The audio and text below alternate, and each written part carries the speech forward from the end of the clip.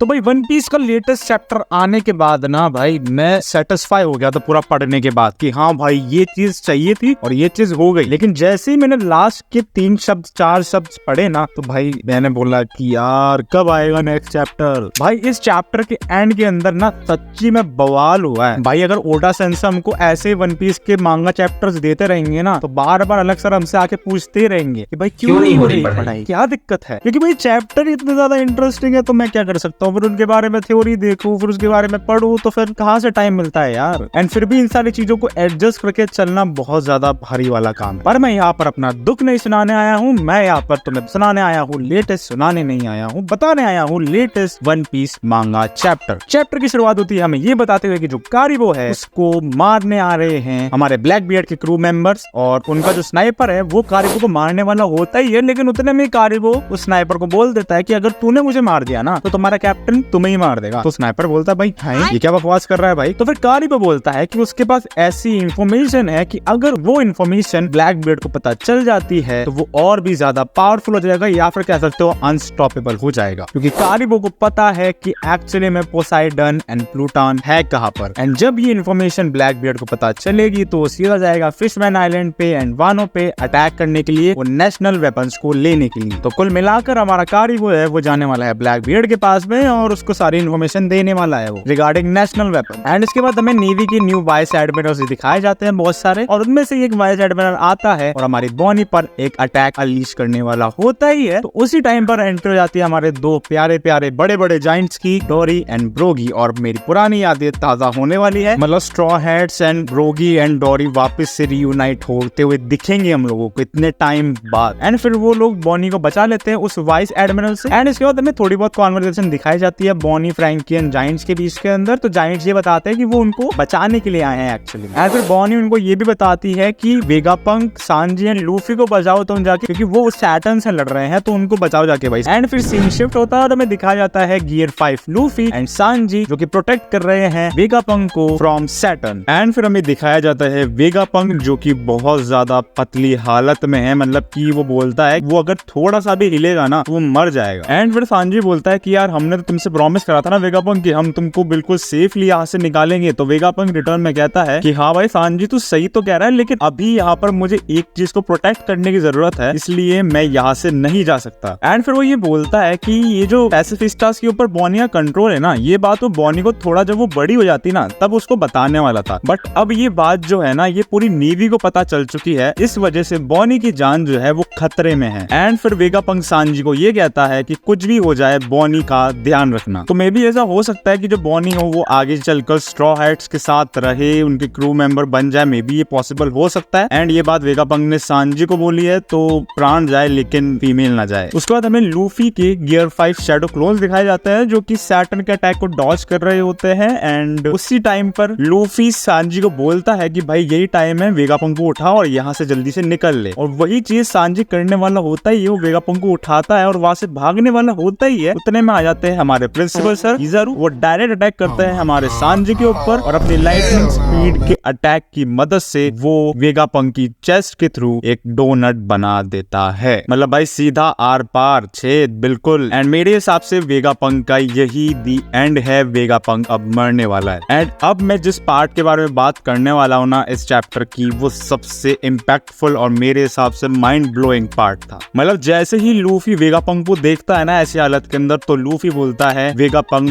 Don't die on me. And वो सीधा जाता है बिल्कुल स्पीड के साथ, बिल्कुल सीरियस मोड में, और एक हाथ से पकड़ता है वो अपने प्रिंसिपल सर किजारू को और दूसरा हाथ से पकड़ता है वो सैटर्न को। एंड फिर लूफी उन दोनों को बोलता है और तुम दोनों, क्या तुम दोनों को लगता है कि मैं तुमको यहाँ से जाने दूंगा? मतलब भाई यहाँ पे बात हो रही थी स्ट्रॉ हैट्स की सेफली इस आइलैंड से निकलने की, लेकिन अब लूफी खुद कह रहा है एक एडमिरल को और एक गोरोसाई मेंबर को कि भाई तुम्हें लगता है कि मैं तुम्हें यहाँ से जाने दूंगा? तो सोचो लूफी कितना ज्यादा सीरियस मोड में, मतलब लूफी को एज अ गूफीनेस करते हुए देखते रहते, गूफी कैरेक्टर के तौर पर देखते रहते, लेकिन इस पैनल के अंदर ना वो एक्चुअली में फीलिंग दे रहा है कि वो एक योंको है। तुम हो गए एडमिरल और गोरोसाई, मैं हूँ यहाँ का योंको। एंड भाई जो भी लोग बोल रहे थे ना कि gear 5 Luffy is not enough to beat Kizaru and Saturn, अब देख लो भाई कौन किसको पीटने वाला है वो नेक्स्ट चैप्टर में पता लग जाएगा। And these are literally goosebump movements. लेकिन इधर बात खत्म नहीं होती है। मेन बात जो मैंने कहा था कि 3 से 4 लाइन जो एंड की थी चैप्टर की, वो इतनी ज्यादा एक्साइटेड और मेरा मुंह खुला क्यों छोड़ दिया भाई? वो इसलिए क्योंकि जैसे ही वेगापंक को अटैक लगता है ना किज़ारू का, वैसे ही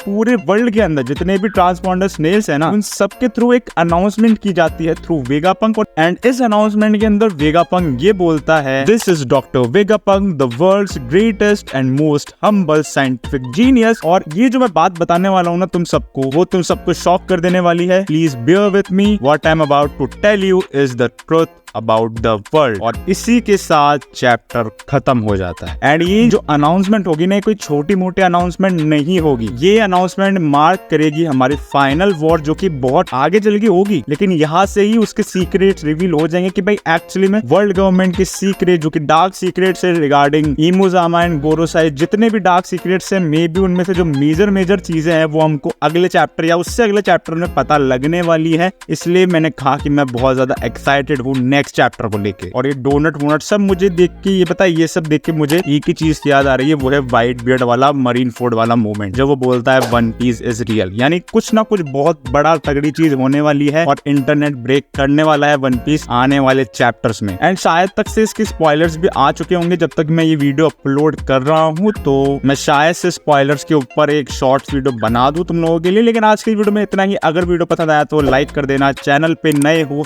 सब्सक्राइब करे बिना मत जाना, एंड शेयर भी कर देना अपने फ्रेंड्स के साथ में कि भाई वन पीस का लेटेस्ट चैप्टर 1108 आ चुका है and it's really damn good. And मिलता हूं मैं तुमसे नेक्स्ट वीडियो में, तब तक के लिए have a break, have a Gojo.